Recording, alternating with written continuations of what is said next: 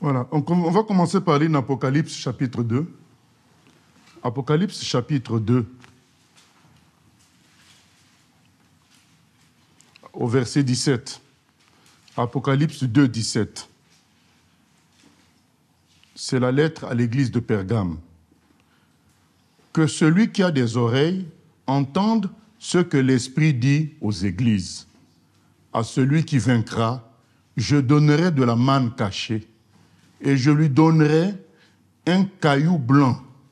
Et sur ce caillou est écrit un nom nouveau, que personne ne connaît, si ce n'est celui qui le reçoit. Voilà. À celui qui vaincra, donc les vrais serviteurs de Dieu, Jésus dit, je veux lui donner un caillou blanc. Sur ce caillou blanc, il y a son nom, un nouveau nom que lui seul connaît. Nous n'allons pas nous allonger sur tout le contenu de cette affaire. Nous voulons juste ressortir le fait que c'est que est quelqu'un, Dieu construit ça seul à seul avec lui. Ce que tu vas devenir, ce que tu vas produire, ce que tu vas être réellement, Dieu construit ça seul à seul avec toi. Puisque, dans tous les cas, en définitive, ta vie est personnelle. Voilà. Tu ne vas pas dormir avec tes étudiants dans le même lit.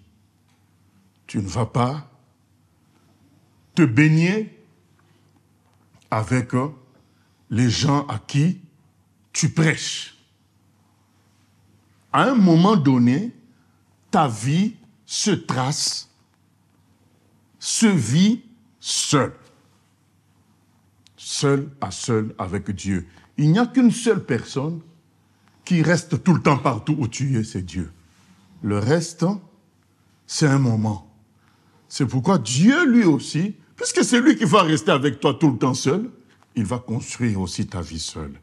Il va traiter les choses importantes seul. Il va te définir seul à seul. C'est ça notre thème d'aujourd'hui. Seul à seul avec Dieu. Nous devons avoir une relation seul à seul avec Dieu. C'est comme creuser. Ce qui est simple, c'est à la surface, on marche, on voit. Mais le plus important, la racine, c'est en dessous du sol. C'est le seul à seul. Parce que nous sommes environnés de beaucoup de choses qui nous enlèvent ce seul à seul. Nos activités, nos exploits, nos objectifs peuvent perturber ce seul à seul. Et nous devons être attentifs à construire les choses seul à seul avec Dieu. Quiconque se laisse entraîner par autre chose, il se mordra les doigts quand il sera seul. Vous savez, quand je connais un serviteur de Dieu qui a battu des records d'affluence lors de ses campagnes d'évangélisation, mais le jour de sa mort, donc quelques jours avant sa mort, il était alité et il n'y avait que strictement, il n'y avait que sa famille restreinte, c'est-à-dire sa femme, ses enfants, strictement qui étaient avec lui en ce moment-là, quand il était à quelques heures de mourir. Même son remplaçant, la personne qui prend la suite, c'est la personne qui prend sa suite qui raconte ça, que Dieu avait permis qu'il se retrouve là, et il ne savait pas si la famille allait l'autoriser à le voir. Je me suis dit, mais ça, c'est grave. Donc cette personne prêchait à 1 million de personnes, à 400 000 personnes, mais le cancer l'a tapé, l'a frappé, et il se retrouve à quelques heures de sa mort qu'avec sa famille restreinte.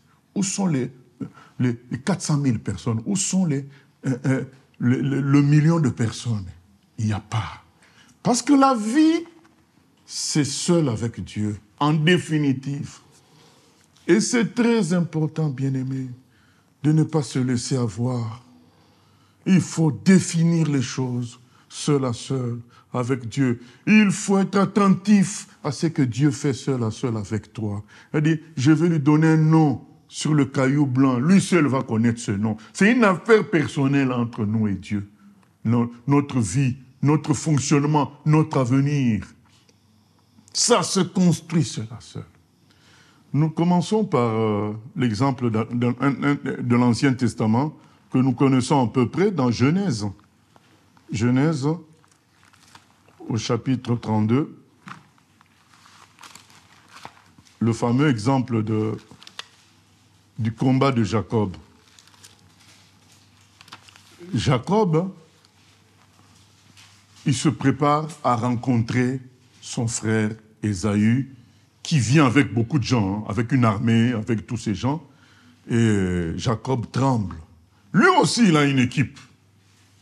Mais nous allons voir que pour traiter cette affaire, Dieu l'amène seul à seul. C'est qu'un homme est, sachez-le, il a obtenu seul à seul, avec Dieu. Je parle de ce qui est la vraie production. Voilà.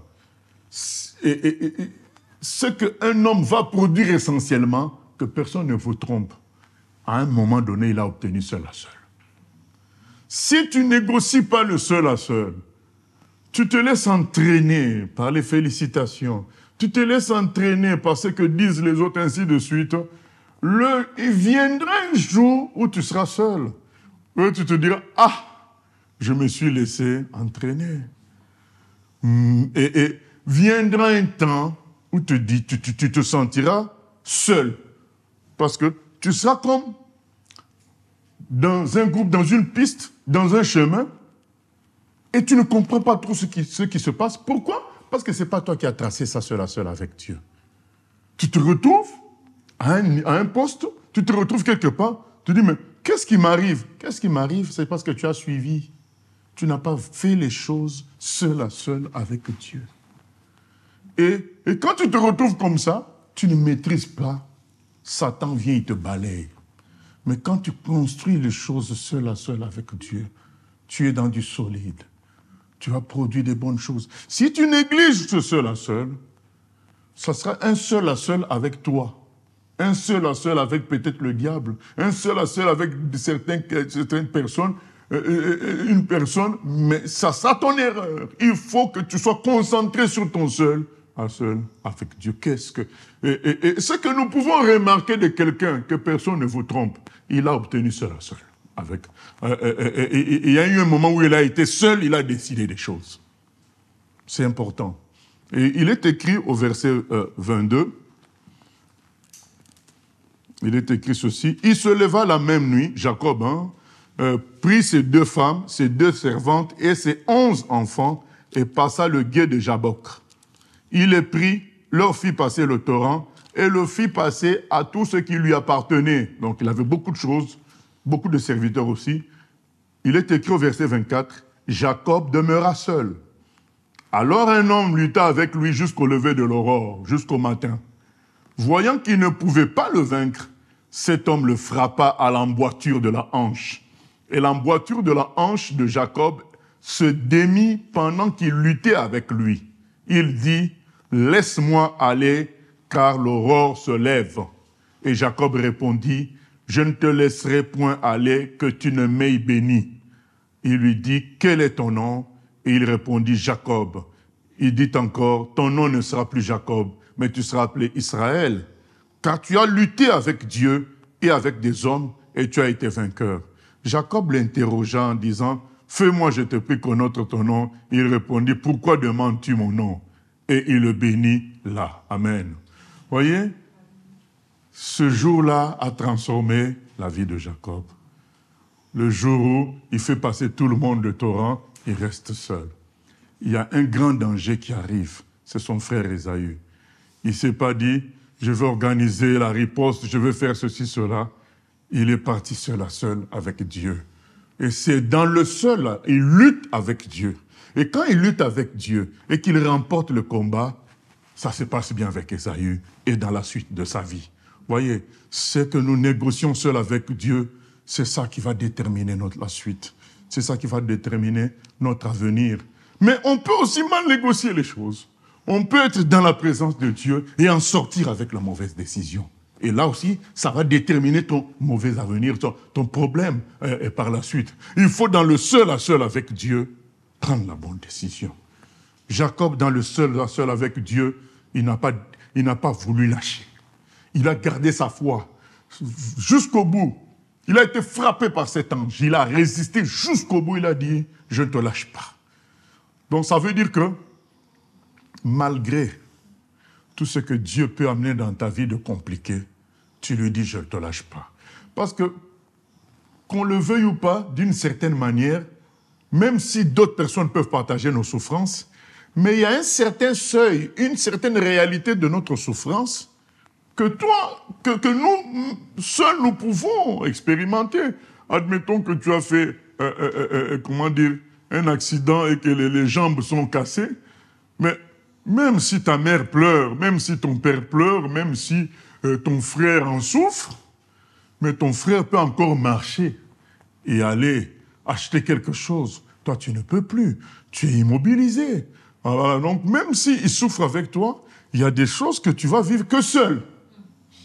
C'est ça. D'où l'importance de bâtir aussi sa vie seul. Même si on est en groupe, on reçoit le message de Dieu. On a une construction seule dans le groupe à faire avec Dieu.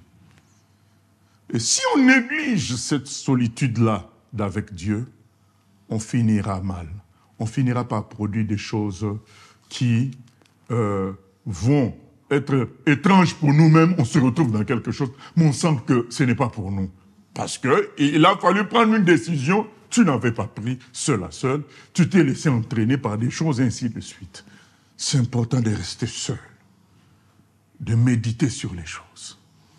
Il est écrit dans Proverbe 16:20, celui qui sait réfléchir aux choses trouve le bonheur. Tu restes seul, tu réfléchis.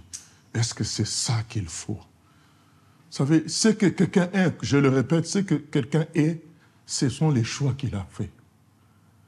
Quand à un moment donné, il a été seul. Il y a des gens même qui ont vu Satan, qui ont vu des anges démoniaques, la nuit ou la journée, leur dire, je peux te faire un chèque d'1 milliard. Il a fallu décider en ce moment-là. Il y a des gens qui ont dit non.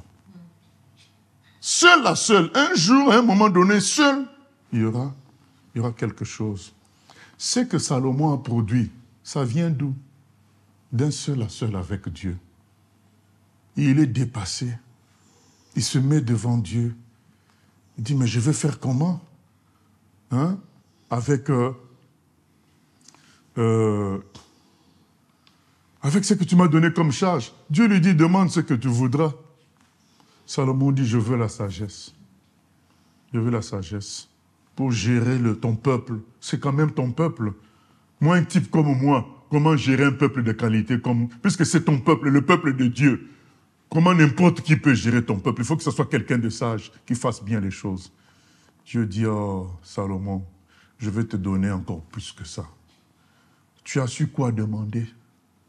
Je vais te donner plus. Même les richesses que tu n'as pas demandées, je vais te les donner.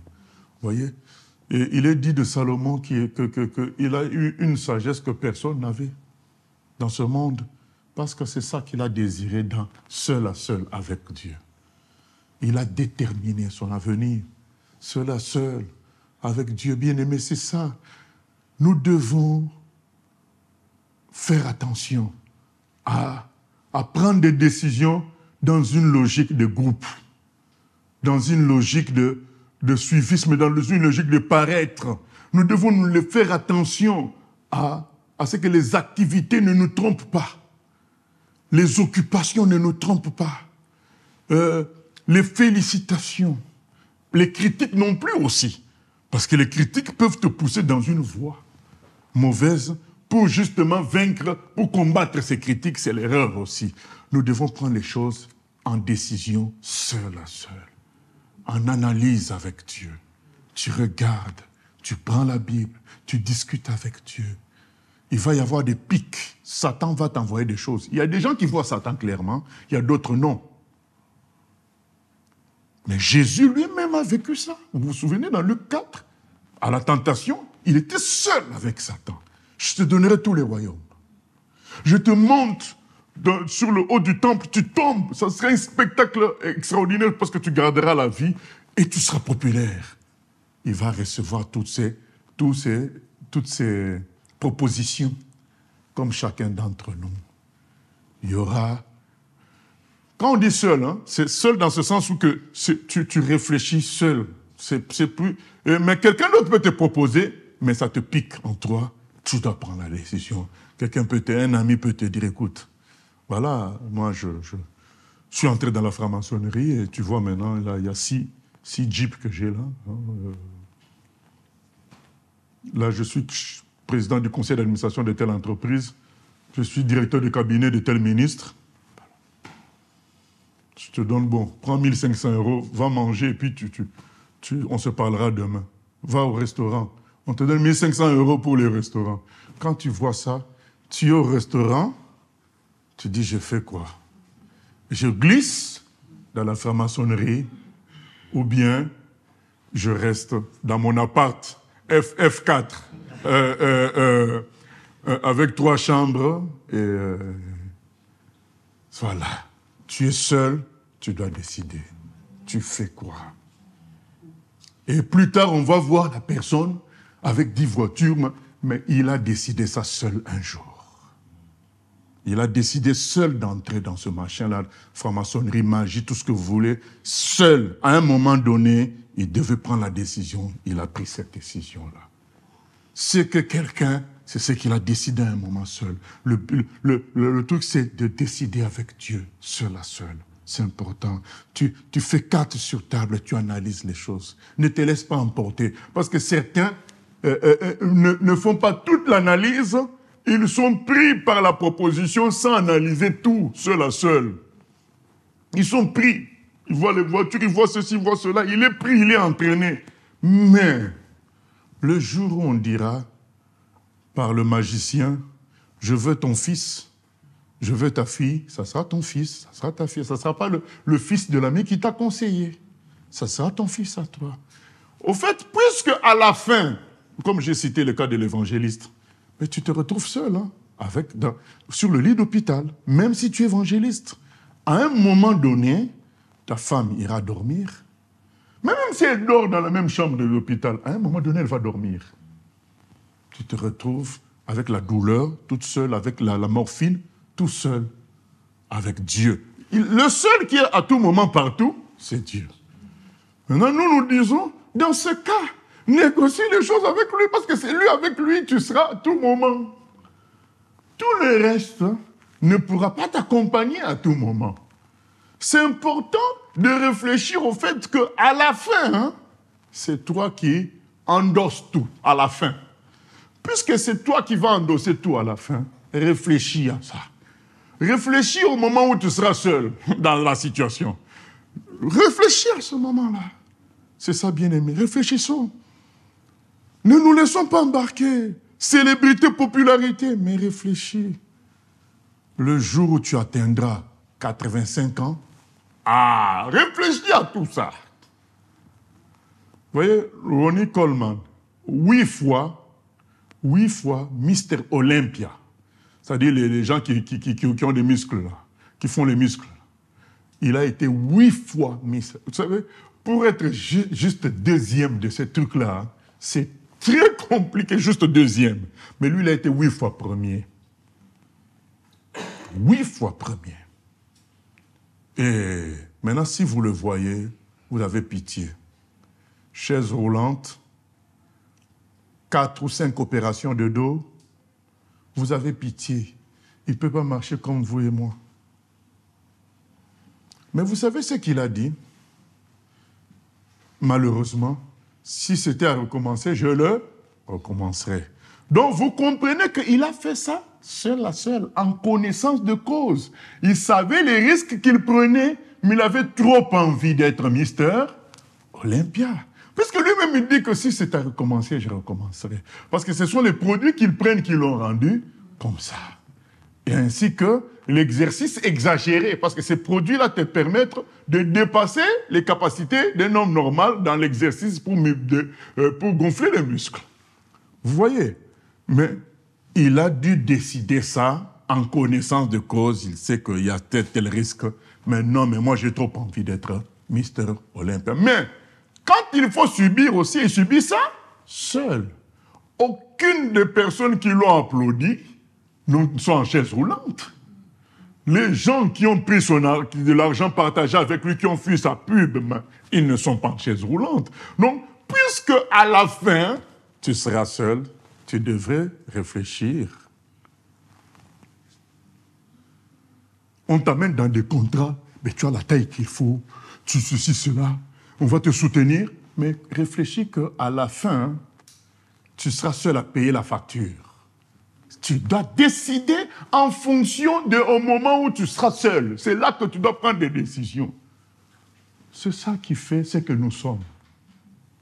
Vous allez voir un qui force sur l'argent, un autre qui ne force pas sur l'argent. Chacun d'eux, à un moment donné, a décidé. Il y a un qui a dit non, je préfère être dans un F4, mais élever mes enfants tranquillement, les voir grandir, plutôt que aller dans cette piste-là. Le diable, on ne sait jamais tout ce qui peut te réserver. C'est pas sûr. Tu peux aller là-bas, 5 ans après, le diable t'envoie une maladie. 5 ans plus tard, tu meurs. J'ai pas vu mes enfants, non. Je préfère le laisser être conseiller du président. Je préfère le laisser gagner des millions. Mais moi, je garde mes enfants.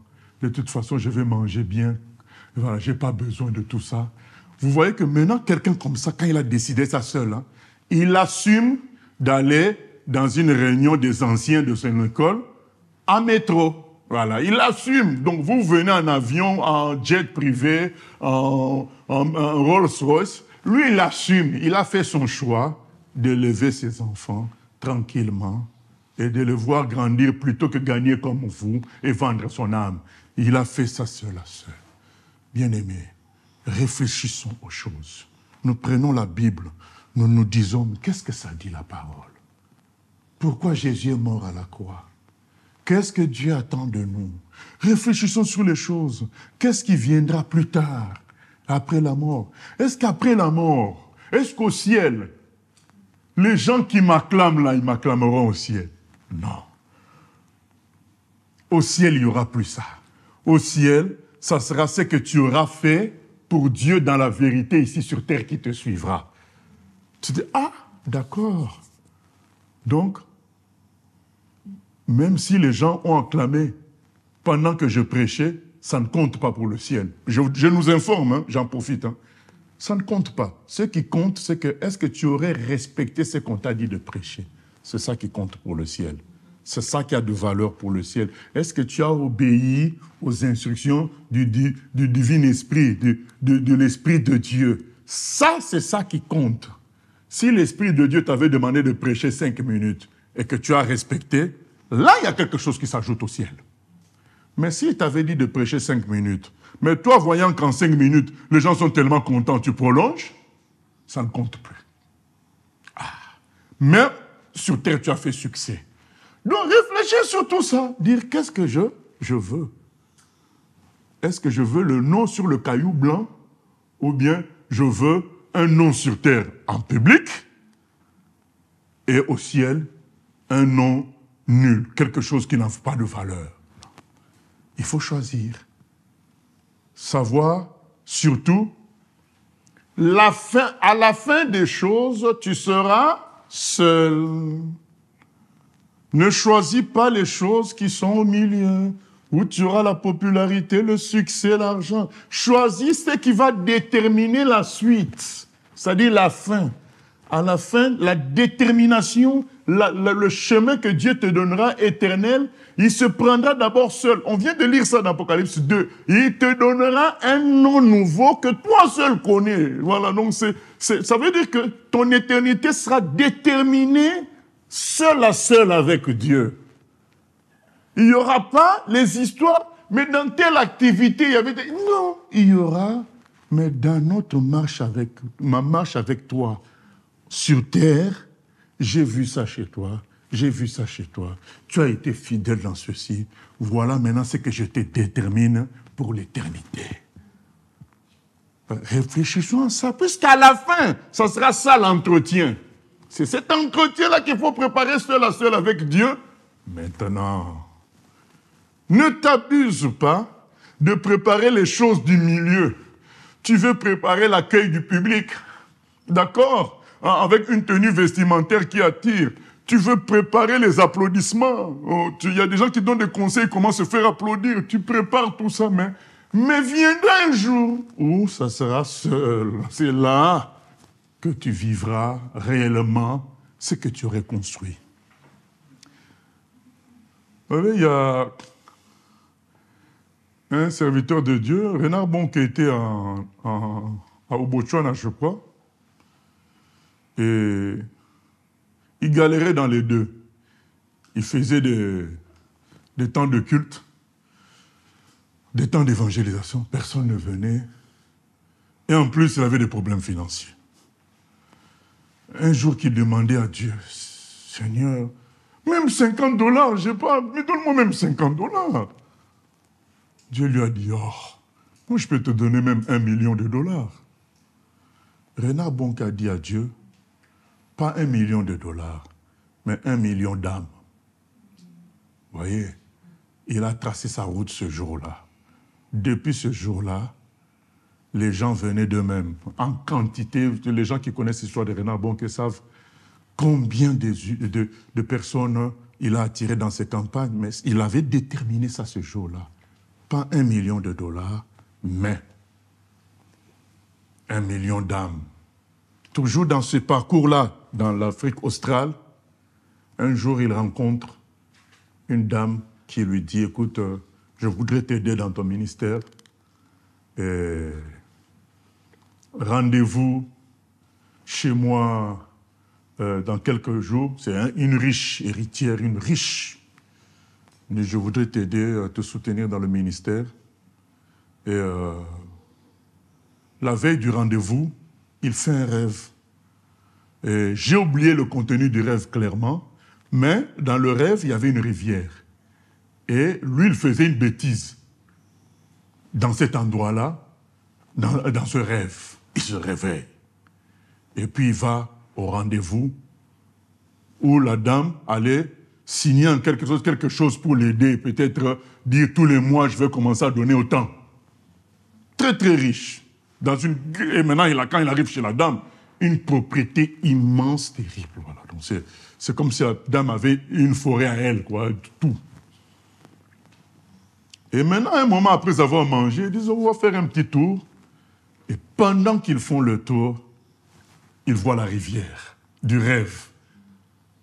Ah, il comprend que Dieu ne veut pas qu'il prenne cet argent-là. Et quand il arrive au moment où il doit dire oui ou non au financement, il dit non, le Saint-Esprit m'a convaincu, non.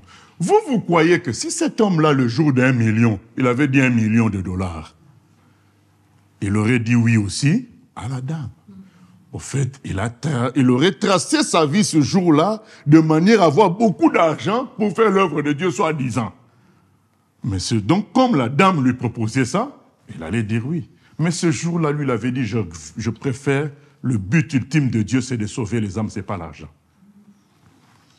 Et rien d'étonnant, moi, c'est un homme que je suivis beaucoup, rien d'étonnant, malgré certaines erreurs, malgré certaines mauvaises relations qu'il a eues, on n'a jamais entendu Renard Bonk dans un scandale d'argent.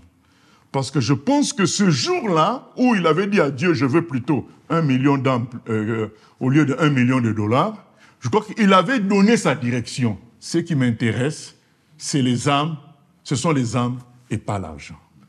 Seul à seul, quelle direction tu donnes? Si tu donnes la direction de la réussite, tu donnes la direction de l'enrichissement, un jour ça te rattrapera, là tu seras seul. Voilà. Bien-aimés, nous nous souvenons de David, c'est seul à seul qu'il a affronté l'ours et le lion, seul à seul, seul avec Dieu. C'est ainsi que face à Goliath, il avait déjà construit son avenir. Qu'est-ce que ça ressort de ton entretien avec Dieu? Parce que on peut toujours se plaindre des choses. Mais il faut ramener ça dans le bureau de Dieu, seul à seul.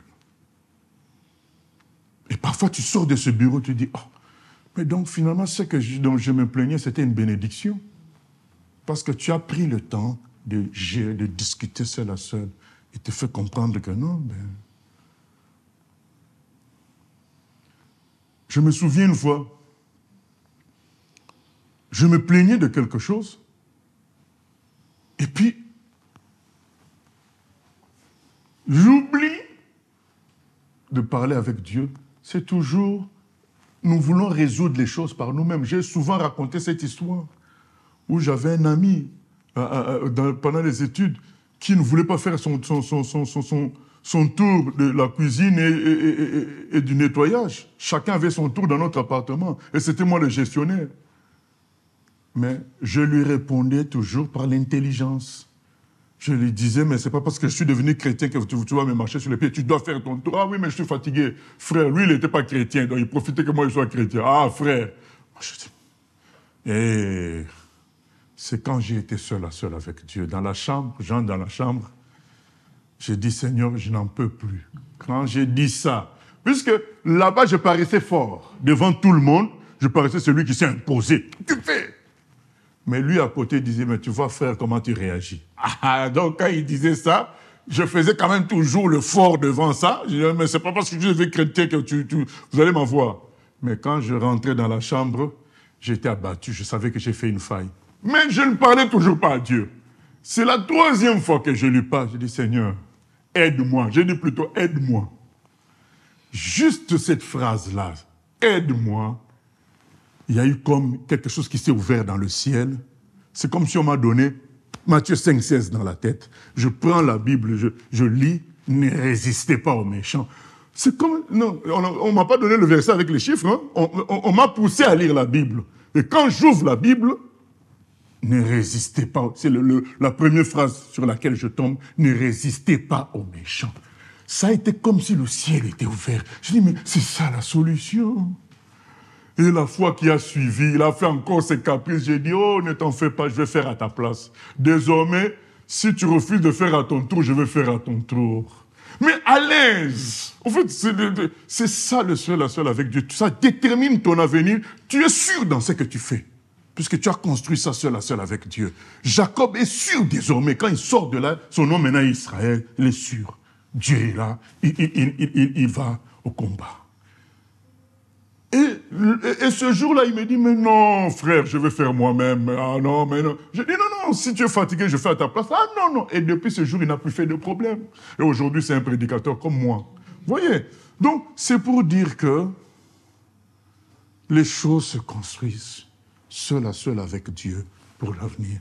Parfois, nous avons des erreurs de pensée, de conception. Et quand tu rencontres Dieu seul à seul, il te donne la bonne conception. Tu comprends? C'est des choix, bien-aimés. Pour qu'on en arrive, j'arrive dans le travail que je fais avec Dieu, à ce que tout soit gratuit. C'est un travail qui s'est fait seul. On était à l'époque, dans les années 2000, dans la région d'Evry, on était en train d'évangéliser, et j'ai voulu photocopier quelque chose, des écrits d'un livre chrétien pour pouvoir distribuer ça en évangélisation. C'était écrit « interdit à photocopier ». Ça m'a choqué. Je dis, mais comment les choses de Dieu, on peut mettre interdit de photocopie? J'ai dit, Seigneur, le jour où moi je sortirai les choses, ça sera autorisé à photocopier. Voilà comment une décision se prend. Au moment où tu n'es pas pasteur, tu n'es pas tout ça, c'est juste, tu te dis, mais c'est aberrant. Les choses de Dieu qui doivent sauver les âmes, on interdit de photocopier. J'ai dit, Seigneur, le jour où moi je ferai les choses, cassette ou livre ou quoi que ce soit, ça sera gratuit. Ça ne sera pas gratuit, mais ça sera autorisé à photocopier. Jusque-là, je n'ai pas encore atteint le niveau de dire tout sera gratuit, mais c'est le début. Mais ça vient de ce choc-là et de ce seul à seul avec Dieu où tu prends ta voix, tu dis non, moi ça ne sera pas comme ça. C'est ça, bien-aimé. Et réfléchissons à tout ce que nous prenons comme voix seule. Nous devons traiter ça seul à seul avec Dieu. Vous voyez, pour accélérer un peu, le frère Pierre a négligé ça. Il n'a pas traité les choses seul à seul avec le Seigneur. Il a traité dans l'ambiance du groupe. Vous savez, quand on est en groupe, on est fort. Il y a la force du groupe. Il a dit, oh Seigneur, les gens peuvent t'abandonner, mais moi, Pierre, je ne t'abandonnerai pas. Là, c'est la force du groupe. Tout le monde est là et Jésus fait des miracles. On est là, on dit, moi, je suis avec toi jusqu'au bout. Et la preuve, toujours comme ils sont en groupe. Quand les soldats viennent, il sort son couteau, il coupe l'oreille de l'autre. Mais parce qu'il y a toujours le groupe là où il avait parlé. Voilà. Maintenant, quand il se retrouve seul à seul avec la dame, la dame dit, mais monsieur, toi, on dirait que tu fais partie du groupe. Ah, mais non. Il n'avait pas négocié les choses seul à seul. Pourtant, Jésus avait tenté de l'amener à ça. Dire, Pierre, Seigneur, ne t'inquiète pas pour moi. Jésus dit, mais non, mon vieux, Satan t'a demandé. Oh, mais je vais prier pour toi. Ah, mais non, moi... Jésus dit, mais tu me réuniras 3 fois. Désolé. Voilà. Il a refusé un travail seul à seul avec le Seigneur, confiant dans la logique du groupe. Il est là, il se bagarre. Non, bien-aimé, c'est seul à seul. Seul à seul, tu viens, tu es conscient que, bon, on peut me tuer pendant l'évangélisation, on peut me blesser, l'avion peut tomber pendant qu'on voyage dans la mission. Eh bien, je choisis ça. Je choisis de servir mon Dieu. Et quand tu sors de ce temps-là, tu es un homme différent. Ça ne te dérange plus. Je peux rester sans argent. Tu te dis, mais j'ai déjà décidé ça avec Dieu. C'est ça. C'est important de faire ces choses-là seul. Et nous finissons avec le Seigneur Jésus lui-même. Dans Matthieu 26, 32. Matthieu 26. Si le Seigneur lui-même, il a commencé par du seul à seul au ciel là-bas. Il en fait au désert le jour de la tentation. Et il finit aussi par ça. Parce que ça se décide seul avec Dieu. Matthieu 26, 32, il est écrit ceci. Excusez-moi, 36. Là-dessus, Jésus alla avec eux dans un lieu appelé Gethsemane et il dit aux disciples, « Asseyez-vous ici pendant que je m'éloignerai pour prier. » Il prit avec lui Pierre et les 2 fils de Zébédée. Et il commença à éprouver de la tristesse et des angoisses. Il leur dit alors, « Mon âme est triste jusqu'à la mort. Restez ici et veillez avec moi. » Puis, ayant fait quelques pas en avant, il se jeta sur sa face et pria ainsi, « Mon Père, s'il est possible, que cette coupe s'éloigne de moi. Toutefois, non pas ce que je veux, mais ce que tu veux. » Et il vint vers les disciples, il trouva endormis, et il dit à Pierre, « Vous n'avez donc pu veiller 1 heure avec moi. Veillez et priez afin que vous ne tombiez pas dans la tentation. L'esprit est bien disposé, mais la chair est faible. » Il s'éloigna une seconde fois et pria ainsi, « Mon Père, s'il n'est pas possible que cette coupe s'éloigne sans que je la boive, que ta volonté soit faite. » Et il revint et les trouva encore endormis, car leurs yeux étaient appesantis. Il les quitta, et s'éloignant, il pria pour la 3e fois, répétant les mêmes paroles. Puis il alla vers ses disciples et leur dit, « Vous dormez maintenant et vous vous reposez. Voici l'heure est proche, et le Fils de l'homme est livré aux mains des pécheurs. Levez-vous, allons, voici celui qui me livre s'approche. » Vous voyez, bien-aimés, les autres se sont endormis. Donc Jésus s'est retrouvé seul. Seul. Les autres se sont endormis. Il fallait prendre la décision seul. C'est voilà, d'aller à la croix. Et quand il finit par négocier, il dit, « Ah non, je m'aligne sur ta décision, papa. J'irai à la croix. » Quand il finit ça, plus de tristesse, plus de faiblesse. Il va la tête haute à la croix. Parce qu'il a pris sa décision seul à seul avec Dieu. Bien-aimés, quelle décision nous avons prise pour notre avenir?